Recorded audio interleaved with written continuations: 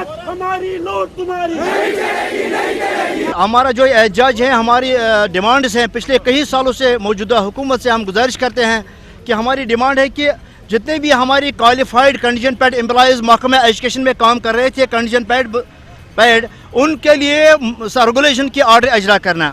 और दूसरा हमारा मसाइल है कि जो अनक्वालिफाइड हमारे डिपार्टमेंट में काम कर रहे थे कंडीशन पेड एम्प्लॉयज़, जो कई सालों से बेचारे अब रिटायरमेंट तक पहुँच गए थे, उनके हक में मिनिमम वेज एक्ट लागू करना लाजमी है। जो हमने पिछले कई सालों से गवर्नमेंट से यही गुजारिश की कि मिनिमम वेज एक्ट लागू करना हमारे हक में, कंडीशन पेड एम्प्लॉयज़ के हक में, और जो क्वालिफाइड कंडीशन पेड है उनके हक में रेगुलेशन की पॉलिसी वाज़ेह करना और उनके हक में ऑर्डर अजरा करना।